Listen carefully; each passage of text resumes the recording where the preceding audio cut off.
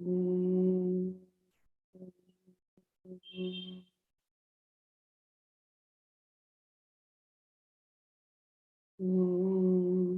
Sahana Bhavatu Sahana Bhunaktu Sahaviryam Karavavahai Tejasvinavadhitamastu ma vidvishavahai.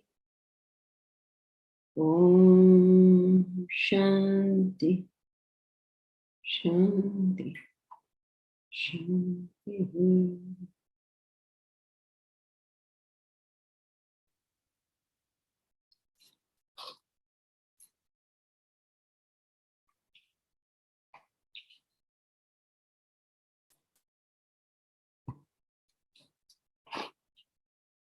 We have been studying an important concept, at least a concept, important concept in terms of our daily life, which is whenever you are contacting somebody or something, you must make some kind of assessment of who is this or what is this that you are contacting. If your assessment is correct, you will have a perfect relationship with that person. Perfect means what? Doesn't mean that you will love that person and that person will love you. That's not what it means. A perfect relationship means that you will be able to conduct yourself properly with reference to that individual, circumstances, whatever it is. You may like it or you may dislike it. That's a different thing. But whatever and whoever you have to deal with, we must all know how to maintain a working relationship. A working relationship means that there's always some avenue open for saying something, whatever that thing may be.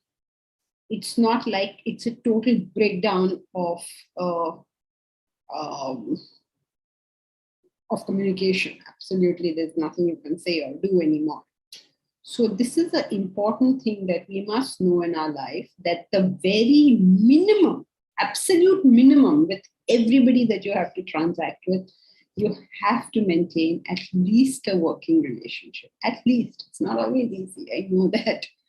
It's not always easy. It's not always that working relationship can be like at a really low level, but we cannot afford to not have it.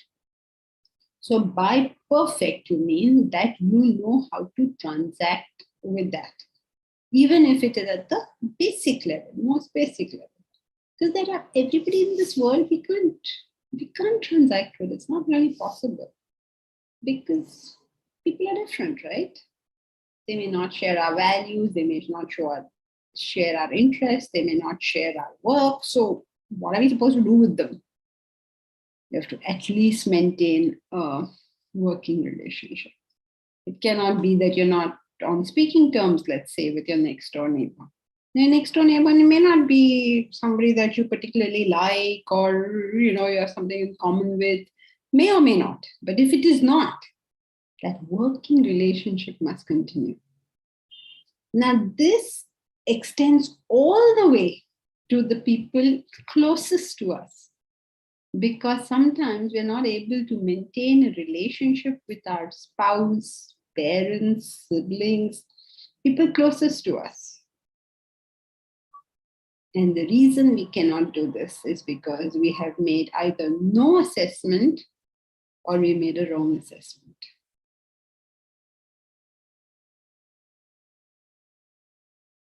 So, wasn't there some way for him to write something over here? What was that way? Uttara, can you write this? You know how to write stuff on the board, right? I can do that. Okay, please, can you do that? Can you write no assessment or wrong assessment, no assessment, stroke, wrong assessment,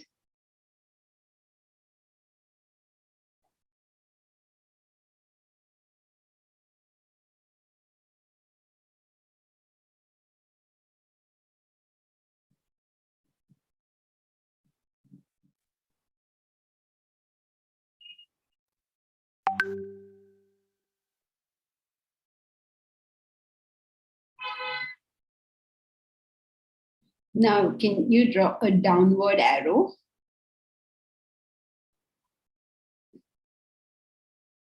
That's fine, we can read it. Now draw a downward arrow from there.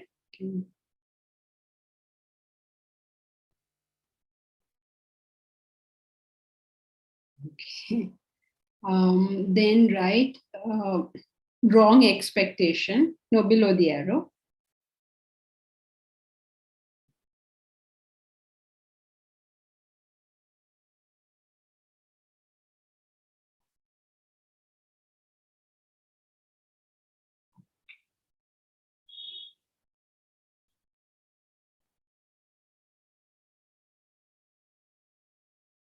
And then the same arrow down.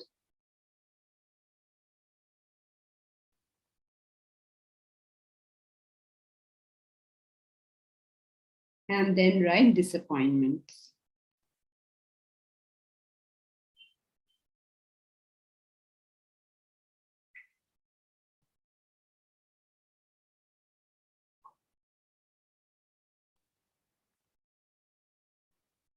So this is our formula for sorrow in life.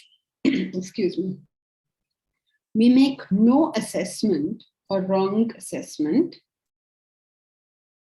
And therefore that leads us to a wrong expectation. And that leads us to disappointment. Thank you, Omkar. Okay, so you can see this, right? There is no assessment or a wrong assessment. And that leads to a wrong expectation. Suppose now you're in Mumbai. Okay, it is June or July in Mumbai. What is your expectation? What is your assessment? Monsoon, soon, raining. Rain. It's raining. Based on that, you make an assessment. I have to go to Bridge Candy from Santa Cruz. How much time will it take me? Double the time. I have to leave leeway, right? Because I know if it's monsoon in Mumbai, then there are traffic jams, there's water logging. Basically, it is a little uncomfortable functioning in the rain. So I have to leave myself leeway. Otherwise, what do? I say, oh, it just takes half an hour, and I'm in my car, and then in half an hour, I've hardly reached Bandra. And so I'm, oh my God, this government is so horrible. The rains are so horrible, and this and that, and so much agitation, and then praying to God, oh, please don't let that person go away. I shouldn't miss this meeting. Instead of so much agitation, why don't you just assess correctly? So have the right expectation and live happily. So simple. Suppose you know that your spouse is a very hot-tempered person, and you know that if I say this, he will get very angry with me, and decide whether you want to say it or not. If you want to, if you still, you know what will happen, and you still choose to do it, then that's your call. I mean, nobody has to tell you what to do. But do you know what is going to happen? And have you chosen that you want that thing to happen? You've done all this. Now, I know many of you will be thinking, but what about people I don't know? How can I make an assessment? What do you think of that? Suppose there's a person you're meeting for the first time. How will you make an assessment?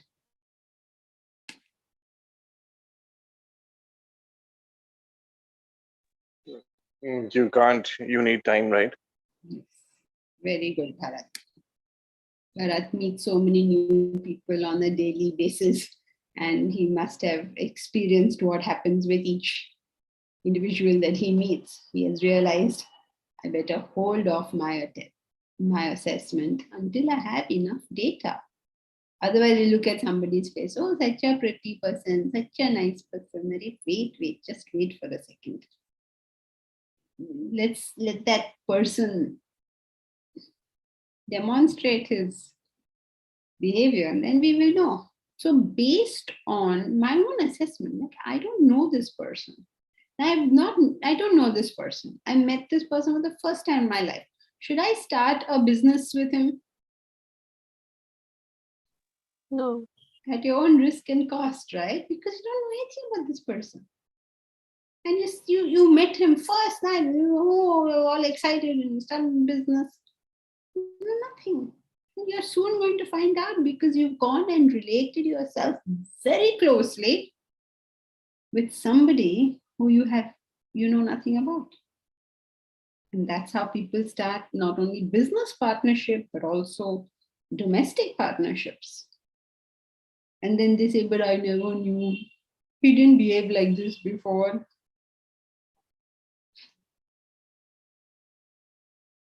What can you say? So, a very practical point that Vedanta has to teach us is that in any situation, can you put it again, Omkar, or have you erased it?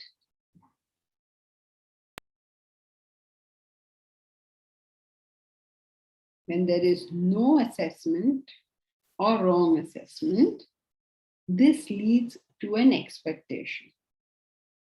This expectation is an incorrect one.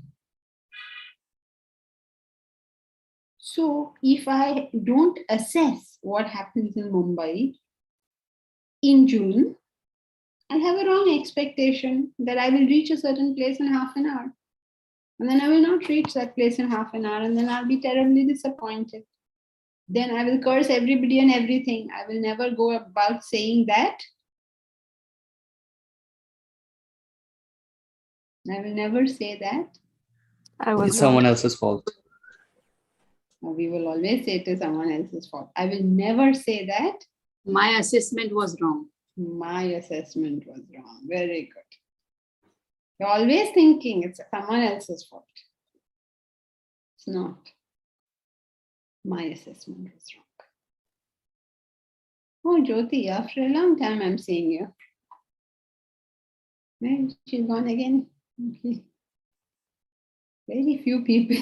I see their faces. Only Shilpa, Jyoti. Few faces I see. The rest I never see anyone's face only over here. So, what have we learned today? Make sure you assess, right? Make sure you assess. And if you don't know how to assess, then make sure you don't take decisions of association until you know this. I mean, like every time you get into a cab, you don't have to sit down and do his whole Janam Kundli, okay? And don't take it to some absurd limit. Better you have a cab ride with somebody, you spend 30 minutes with this person. If you've assessed he's from Ola, Uber, or he has some badge or something, that's sufficient for you. Now you don't have to ask him, are you married? How many children have you got? How many court cases have you got against you? Any criminal record? You don't have to go into all of that. But just for your purposes, not you don't want to do his whole psychoanalysis over there. So just for your purposes. So what is this? So many questions today. Uttara. When someone lies to you, he doesn't respect you enough to be honest. Or he thinks you stupid to not know the difference. How far is this statement relevant to the current point we are discussing? How far is this relevant to the current point? To the current point, the relevance is partial because you have only thought of two reasons why somebody is lying to you. Because he doesn't respect you enough to be honest, that's one reason. He thinks you're stupid not to know the difference. That's maybe a second, but quite similar to the first. Then what about he is a liar by nature? Nothing to do with us at all. People lie because it suits them, convenient to them. It saves them time. Instead of making explanations, you tell a lie, and you sometimes you just save time. And some people live life like that. They don't want any what should I say, any real communication. They just want ki mera ye shan nikal jaye. That's all they can think of. So that's another reason. Another reason is the person is lying for your welfare in some way. Often it happens, maybe the government has to lie to us because of national security, for instance. They can't afford to just tell everybody everything. In fact, during the Taj, what was it, terrorist attack, our news channels were showing what was going on. They were telling us the truth, but they were also telling the truth to the handler sitting there. And maybe, just maybe, less lives would have been lost had they not told us the truth. Had they hidden from us. They were showing a live relay, which the handlers were seeing. And they knew exactly where the police was. They knew what to tell those guys. So sometimes people lie for or don't express the truth for some good reasons. So there are multiple reasons for which a person may not express the truth. So how far is it relevant? It would be relevant if you could understand for what reason this person isn't expressing the truth. But before you even go to that step to find out whether it is in fact a lie, what this person has said. So once you know that it is in fact a lie, because everything that doesn't suit us sounds like a lie to us sometimes. So often in life,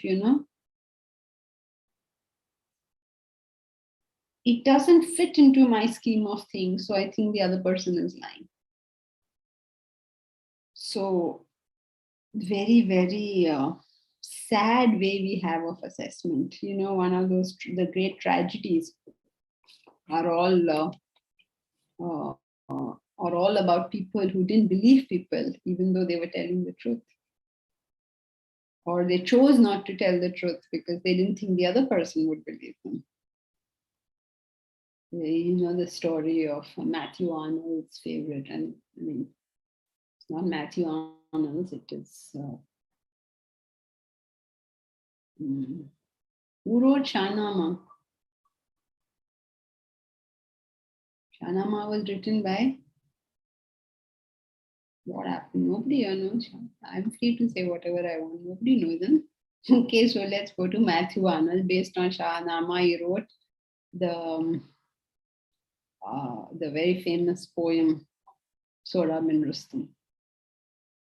And Rustam is the father who is incognito. Sorab is his son. Sorab is asking him, do you know Rustam? They're about to fight a war, a battle that will kill one of them. And Sorab is saying, do you know Rustam? Do you know anything about Rustam? And Rustam thinks, what is this guy asking me about Rustam for? You fight over here, you've come to fight. And the tragedy, he ends up killing his only son. So we have a whole bunch of reasons why human beings are complicated people, very complicated. Very rarely you find a simple, straight human being. If you find a simple, straight human being, just hang on to that person, because very rarely you'll find such a person. So how is it relevant? You have to make an assessment. Is the person lying? What is the reason the person is lying? There could be good reasons, there could be bad reasons, multiple things. He doesn't respect you enough to be honest. Is just the opposite of he thinks you're stupid, right? So I don't know whether there's multiple reasons why people lie. So how far is the statement relevant? It is relevant in terms of, have you made a correct assessment or not? Okay, Uttaran. Janki-ji, Yeah. just to about what you just said, then even self-assessment has to be redone, isn't it? Redone or be willing to, be willing to listen if someone tells you something apart from your own self-assessment.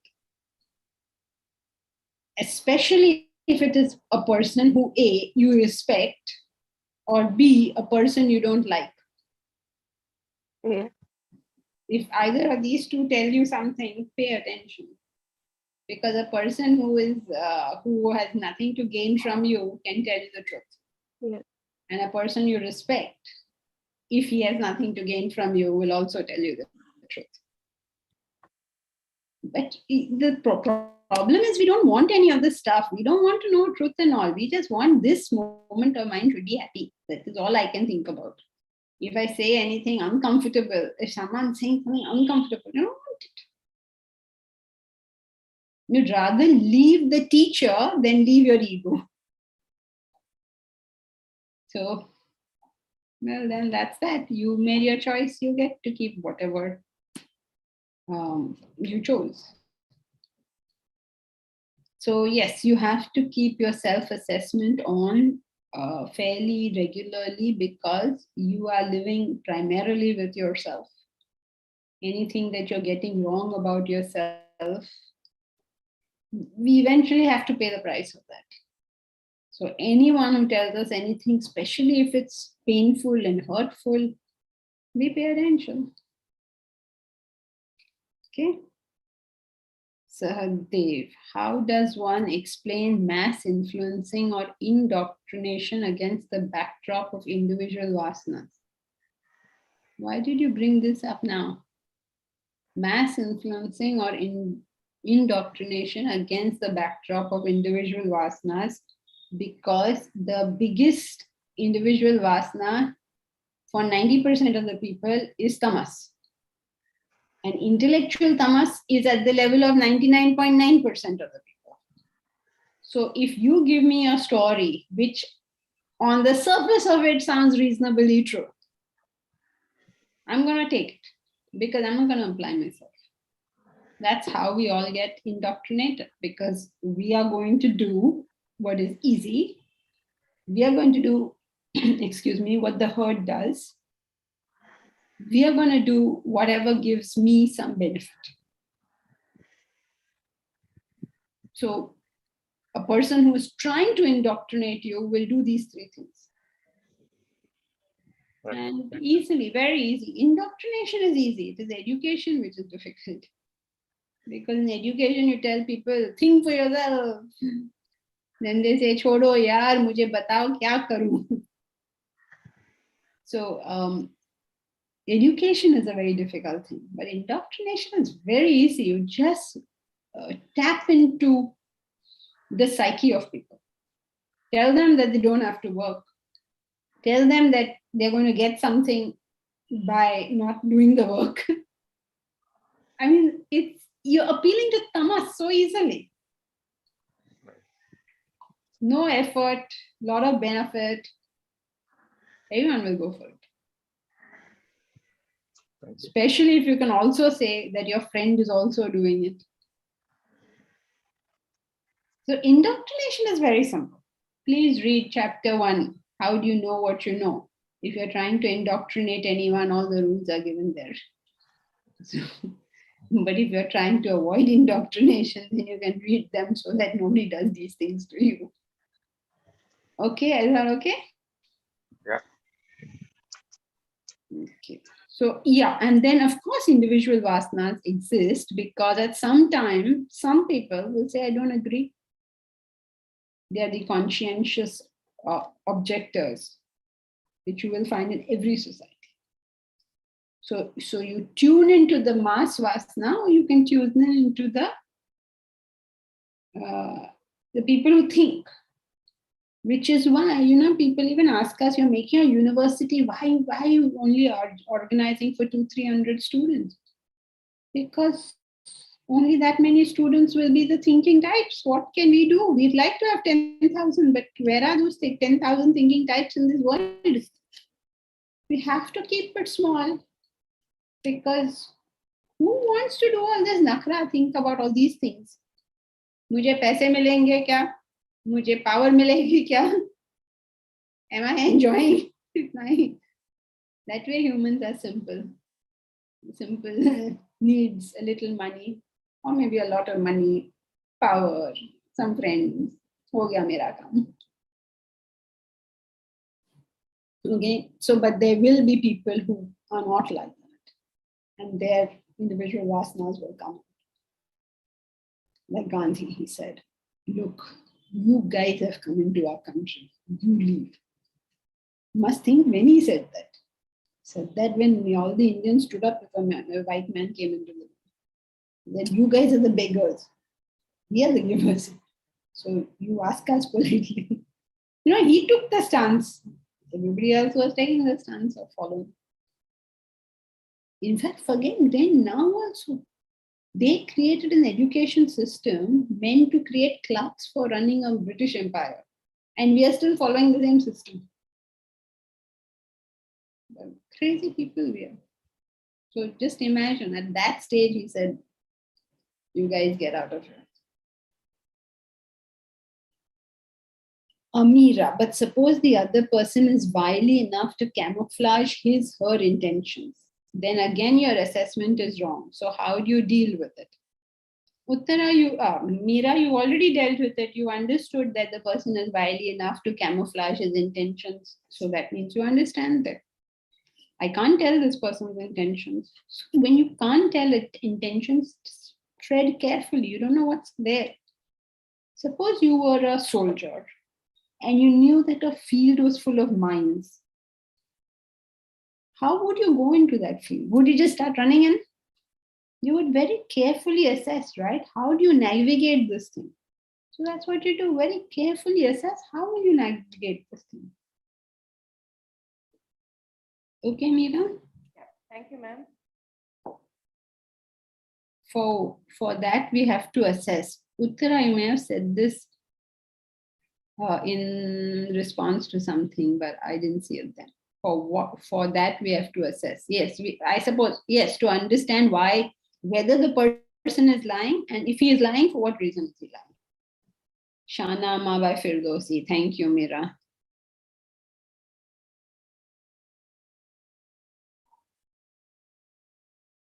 Most people would rather die than think, and many of them do. Yes, correct. All right. All right, so we finished this. Now, so I hope you all have got the formula down. No assessment or incorrect assessment leads to wrong expectations. Wrong expectations. And wrong expectations leads to disappointments. Huge disappointments. If you understand life itself, what do you understand? Everything about life changes. Every being that is born must one day exist no more. Do you understand that? Do you understand it's a law of life? Once you understand this, you will be able to take in your stride the things that happen. We are in the middle of a COVID wave. I think we are in the middle of a COVID wave. People will get COVID. In fact, so many of us have tried. The reason I know there's a wave is because so many of us from the class have got COVID. So therefore, I am recognizing that there's a COVID wave. But this is the way it is, right? That's the times we live in. Every now and then, people will get it. And again, Mr. COVID will go to sleep for a little while. And again, he'll wake up somewhere. Again, he'll start doing his stand-up. Again, he'll go to sleep. That's the time we're living in. We're living in a time where government officials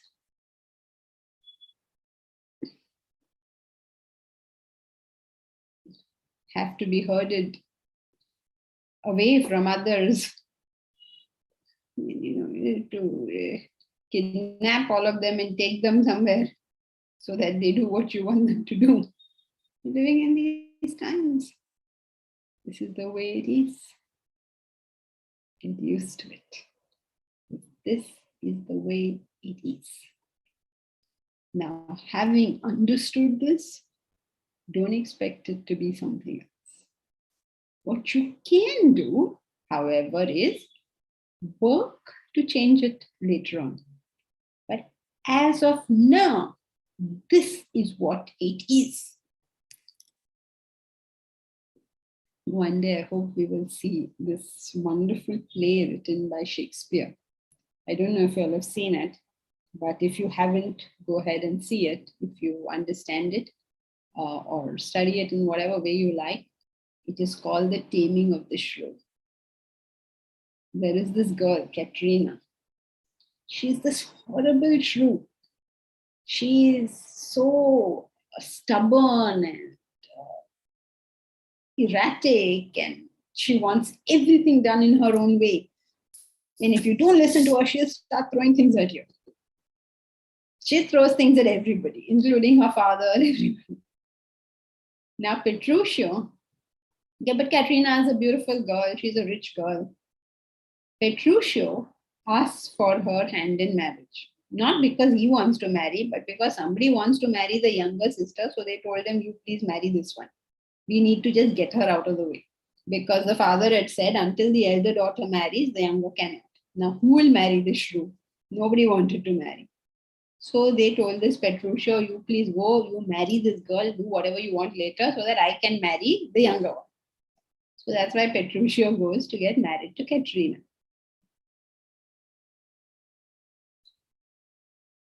What happened? What is Meera saying?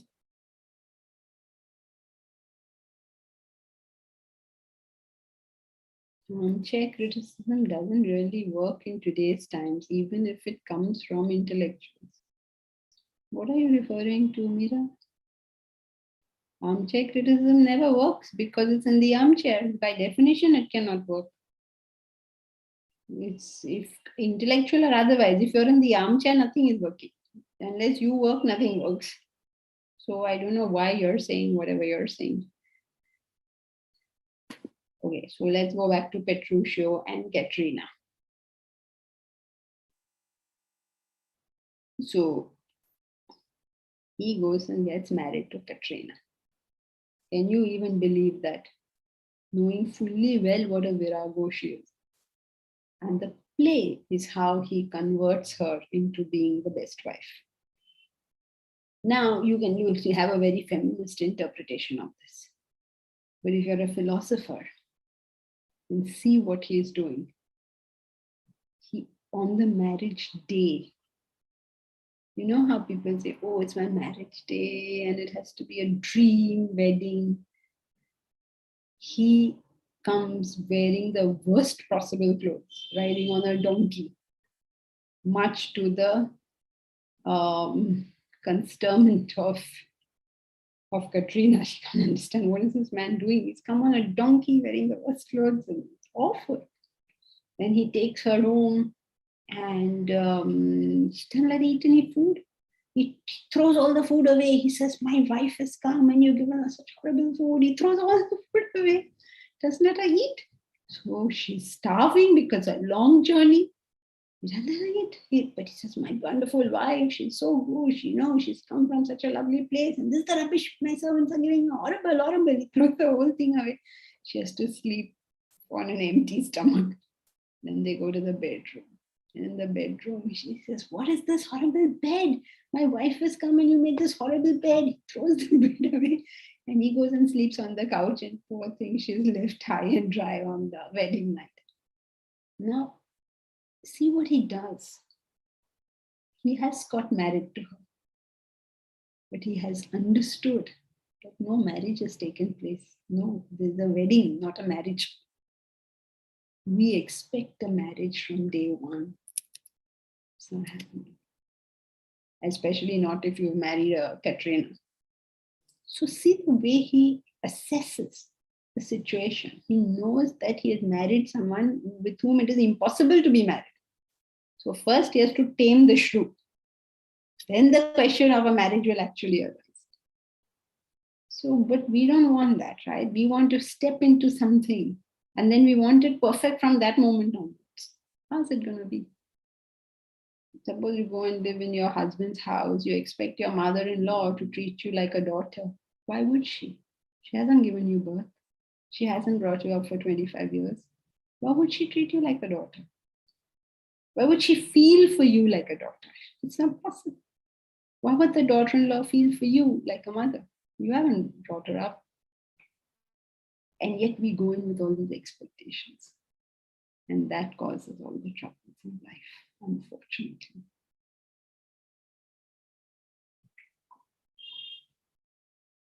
We want things to be different from what they are. But they are what they are, right? They are what they are. Now, that doesn't mean that they will always be like this. Of course, you can change it. But at this moment, it is what it is. From here, you take it forward in whatever way you want. You can make a wonderful relationship with your mother-in-law. You can make a terrible relationship with your spouse, with anybody, with people in office. We go to office and we say, oh, everybody should treat me like I'm God. No, they won't treat you like you're just a newbie. They'll treat you like a newbie. You know, children who have been terribly pampered at home, they can't handle any of this. They feel that I'm entitled to all the very best at the very beginning. It doesn't work like that. Whatever it is, and from there we can work forward. Okay? If you grumble about it, it is equivalent to saying, oh, why is a lily not an oak?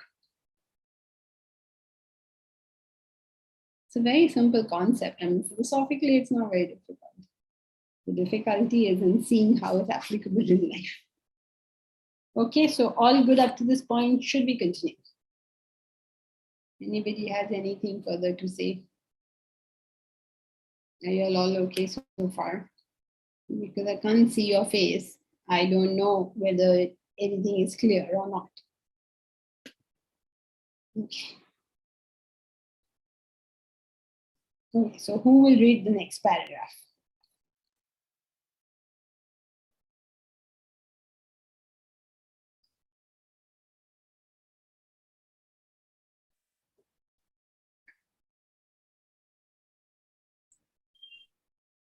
I can read.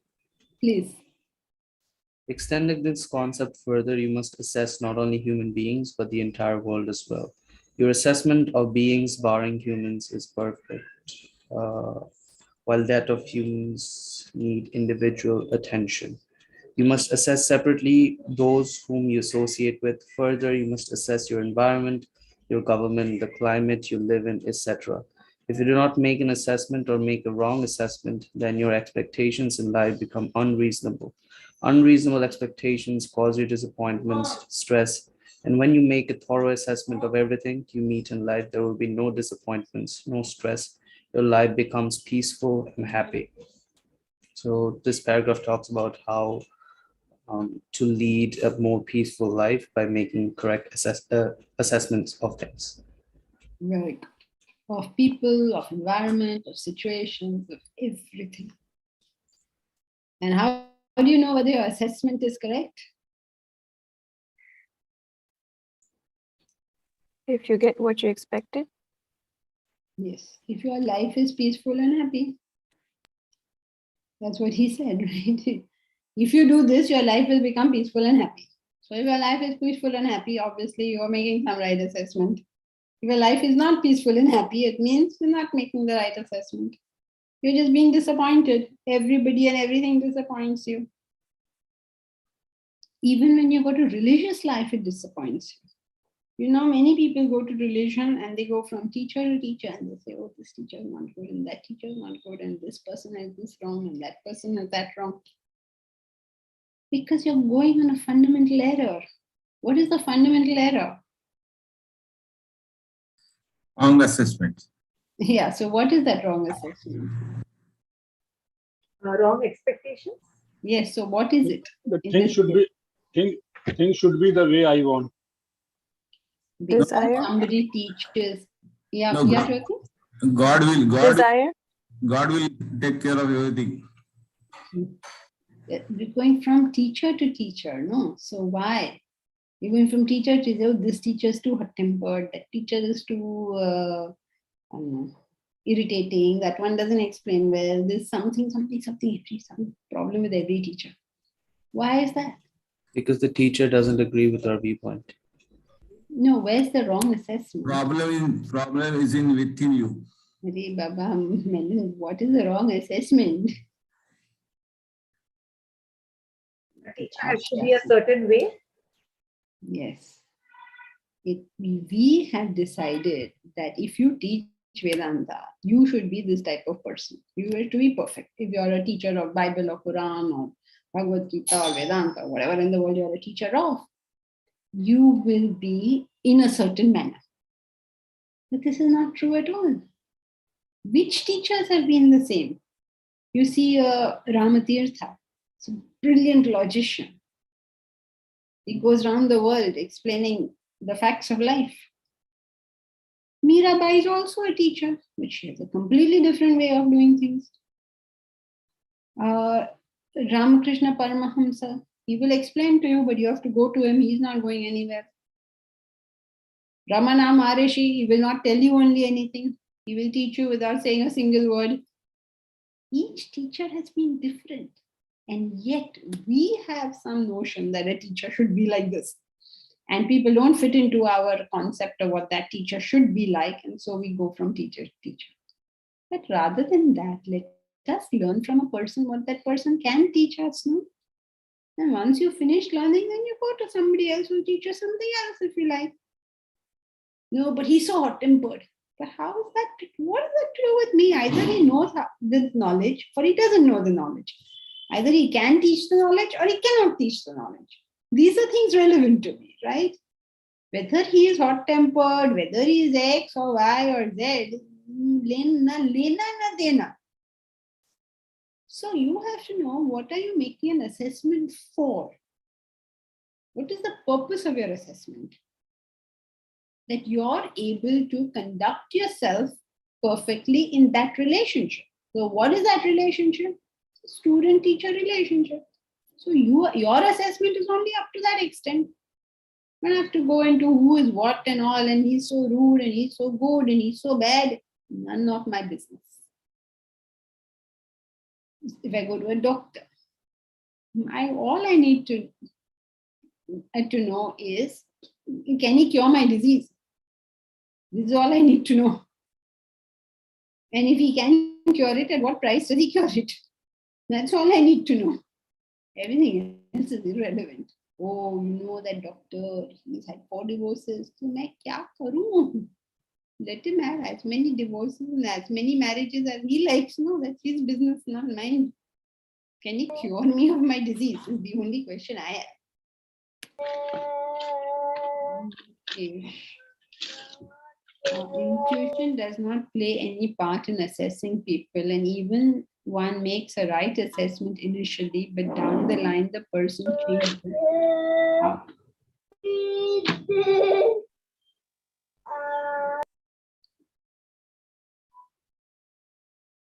Intuition does not play any part in assessing people, and even one makes a right assessment initially, but down the line the person changes. How does one handle this? Example, partnerships go sour, number of years later, or marriage breaks down, etc. Intuition cannot play a part in assessing people because intuition comes only out of long association. When you have, what is intuition? Intuition you get, what is intuition? It is your intellect working extremely fast. And it can work at that speed because you've done it so much. Therefore, it works at that speed. So if it's a new person, how will intuition help? But if you have been assessing people, your intellect will tell you the right sort of assessment up to that stage. So we wouldn't call intuition part of it. So if you make a right assessment initially, but the person changes, how can your assessment stay static when the person is not? So that's wrong assessment, right? That means you've fallen into wrong assessment. But actually, very often in life, I mean, just practically speaking, it may not be that that person has changed at all. It may just be that the position has changed. A person who's selfish, when that person sees that you are capable of fulfilling that person's desires and demands, will be very pleasant with you because of the expectation of that fulfillment. But once the situation is such that you're not able to do it for whatever reason, the person is the same, but you're not fulfilling their desires. So they will not associate with you any further. For instance, suppose you were the chairman of a company. Okay, when you're the chairman of the company, everybody will come to you and be so sweet and send you the Diwali gifts and this and that and all the stories going on. They're what lovely people. But then one day, you retire from chairmanship. All these people will be gone. Have they changed? They haven't changed. They are just the same. Our original assessment was wrong, that they were giving me the gift. Who were they giving the gift to? The position. My position. The position, the chair. The person hasn't changed. My assessment was wrong. So, when a partnership goes sour, sometimes it is that, that the situation has genuinely changed. Like, for instance, I know two brothers, they were running a company together. Now, unfortunately, one of the brothers had two daughters, and one of the brothers had two sons. And the two brothers, they ran the business together. Now, this is a traditional Indian family, okay? So the brother who had the daughters, he was not interested in the long-term existence of the business because he had no heir to take it. But the one who had the boys wanted long-term existence of the business because he had two boys that he had to settle in life. Now, these two brothers obviously broke up eventually. I mean, the whole relationship went sour and all that happened. Why? Not because either of them had changed. Circumstances were now different. One wanted the money immediately so he can have a big wedding for the child, for his daughters, and do that sort of thing with the business. He wanted a business that gives him more income, and the other one wanted a business that gives him more long-term growth. So if they had been sensible, they would have assessed the situation carefully and decided how they want to deal with it. But instead of that, they chose to fight and fight and fight. So people don't really change that much.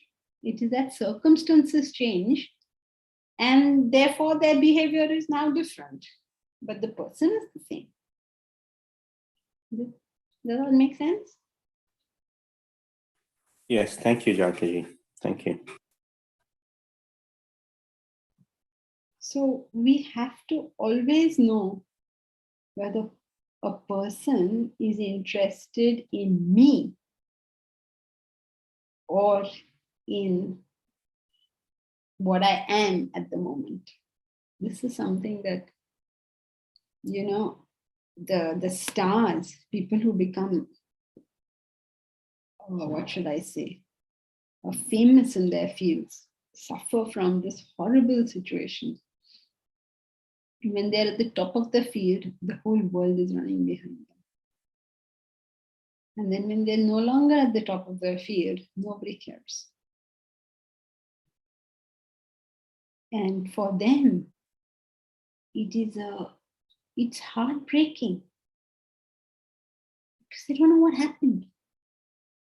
They said, all my fans were there. What fans? What are you talking about? It's nothing there. If somebody is your fan for today, he'll be somebody else's fan tomorrow. What are you talking about? If somebody likes your post today, he may like somebody else's post tomorrow. And then starts the mad rush to keep this up. It's a horrible life indeed. So, Jankaji, yeah. In the Indian tradition, I am talking about marriages generally, is based on astrology and looking at palmistry and all these things. So this is just nonsense, isn't it? I cannot say that. I can't go that far, but I would prefer, if it You're was trying me to getting assess. married, I would do my assessment rather than get Yes. an astrologer to look at the kundli. Yeah, because they go by family. Oh, this family is good, so the child or the daughter or the son will be very good, etc., etc. But it doesn't turn out to be that, unfortunately, always. No, because firstly, we don't know whether astrology is really a science. That is a question mark. Secondly, even if it is a science, the person who you have shown this to, does he know this science? Because people to know these kind of things have to put in a lifetime maybe of effort. So, and live a life of tapas and all sorts of things. So, are you even capable of knowing this? Nowadays, they do 6-month courses on everything, and then people start making predictions about others. It sounds very superficial to begin with. And also other very interesting thing they do nowadays, they say that, acha, you're teaching yoga, then you could do astrology also, and you do feng shui also, and you do this also, and you do that also, so that you will have so much. And no, you will subtract, you will not add. And that's what people are doing. And Shankaracharya said, Udara nimittam bahukruta vesha. Udara means stomach. Udara nimittam, for the sake of the stomach, bahukruta vesha. You get many degrees, many certifications, this also, that also, for what? Daily sex. Because you feel you'll get a little more money by doing it.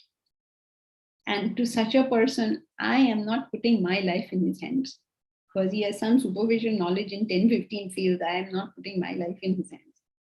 Because I don't know whether that field is correct. Secondly, I don't know whether this person knows this field. And thirdly, why would anyone be interested in astrology? Because astrology tries to predict the future. The Vedanta doesn't want to know the future, wants to know what I have to do today. To want to know the future is just another is just another way of being what? Ignorant. Selfish. Lazy. Selfish. Result oriented. Karmanyavadhikaraste ma phaleshu kadachana. Your right is to action, not to the fruit, said Krishna. And we are saying, no, what is the fruit? What is the fruit? Tell me. You have no business with that fruit. Forget it. Whatever comes is the prasad of the Lord. My job is to do my work. So that whole, in this notion, that whole field of astrology has gone out of the window. So why am I interested in what is going to happen in the future? I'm not interested in the fruit. I'm interested in the action. So if it was my child or my life, I prefer to do the assessment than to do the horoscope. But not for me to tell what other people should do. Okay?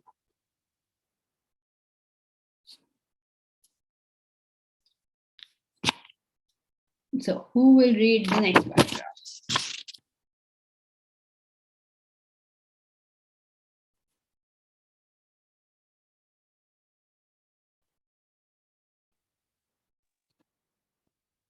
Should I? Please do. An interesting incident took place in a classroom in India. It should educate you on the importance of assessing the world. It was an extremely hot and humid day in Chennai. The boys were refusing and fuming over the heat. Were fussing and fuming over the heat. Their teacher walked in and noticed the fuss. He quietly walked out the other door, and gestured to the boys to come out in the open quadrangle. The boys stood under the blazing sun, wondering why he had brought them out. He suddenly threw up his arms and articulated, "Isn't this a beautiful summer?" The boys thought he was crazy. He then brought them back to the classroom and spoke these words of wisdom. Remember, the beauty of the summer is its heat. The beauty of the winter is its biting cold. The beauty of the monsoon is that it must pour and pour. But the problem is that people want the summer to be cool, the winter to be warm, monsoon to be dry. Continue. Please continue. Apply this great principle in your life. You will then realize the beauty of my wife is her temper. Viewing everything thus, all your problems are bound to disappear. The world turns out to be pleasant after all. So through this example, he explains that we have to learn to accept things for what they are and not for what we want them to be. That he has already said. He's added one more element here.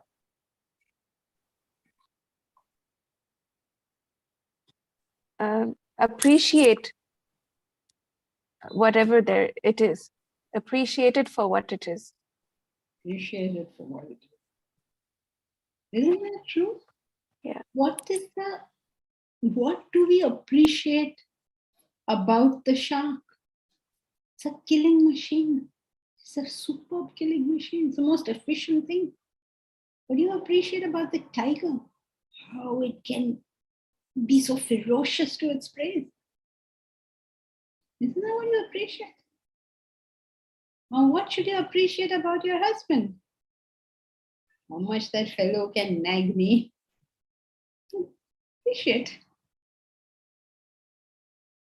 Why don't you appreciate it? For the beauty of the summer is its heat, and the beauty of the winter is its cold, and the beauty of the monsoon is that it rains and rains and rains and rains and rains. That's its beauty. What are you criticizing? And if you can see life like that, imagine you'll enjoy everything. Life turns out to be pleasant after all. It's really not so tough.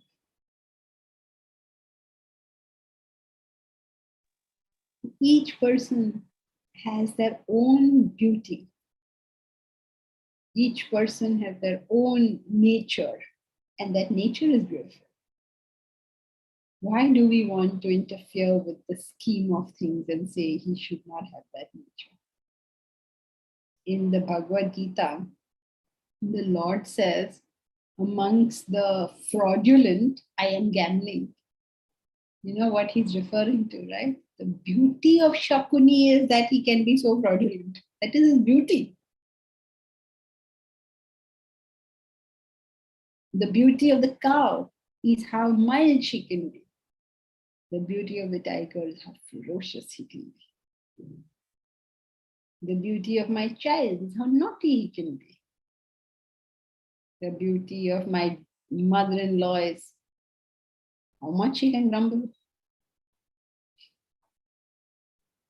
This is not easy. You try grumbling. Some people have a knack. They're able to find something to grumble about every time. How do they manage it? The beauty of Krishna is he's a philosopher who dances and sings and comes along in our life as if there is only fun over here. The beauty of Ramana Maharishi is that he just keeps quiet and lets us come to our own conclusions about the facts of life. Each one has his own beauty. The beauty of Ravana is how can he be so blind to the consequences of his actions? Ravana was not Ravana. Ramayana wouldn't be Ramayana, would it? The beauty of COVID is how much in and out running it does. You never know, are we in COVID or out of it? This is the beauty of COVID. Yeah, Bharat. But Jankiri, summer is uncomfortable. A nagging wife is frightening. So, I mean, are we saying that more than the difficulty of the situation, it's us wanting it to be different? That's what the problem is. The problem is that we don't appreciate every facet of life. We believe that I should never be uncomfortable. Why should I not be uncomfortable? Okay, I am uncomfortable. That is the nature of this particular thing. Some people, they are very unhappy with sorrow. Should never be unhappy. Some parents say that. I know one father who used to say for his daughter, I never see tears in her eyes. Why not? Isn't tears part of life? Isn't summer part of the year? If it's uncomfortable, that's fine. It is uncomfortable. There's a very nice thing. When I used to live in Delhi, many years ago, I used to live in Delhi. And I fond memories of that place. And one of the very interesting things that I heard while I was there, surprised me, is that one man said, rightly or wrongly, I have no idea, but he said, Delhi का क्या कमाल है, एक गर्मी से यहाँ निकल जाओ, one season of summer you bear in Delhi, कभी खांसी जुकाम नहीं होगा. Interesting, no? What a way of looking at it. And Bharat, have you been to Delhi? Do you know what Delhi summer is like? It crosses 40. Yeah. So his view, So his view was, it's a really good thing. And this body is part of nature, right? So everything that nature is giving this body is in some way good for it. The summer, the winter, everything. Okay? Yes, thank you. All right, so that's it for today. Bharat, you have any announcement for us? Yeah, the 20 sessions of Bhagavad Gita starts next Friday. So we will be updating all the participants how to register on the WhatsApp group.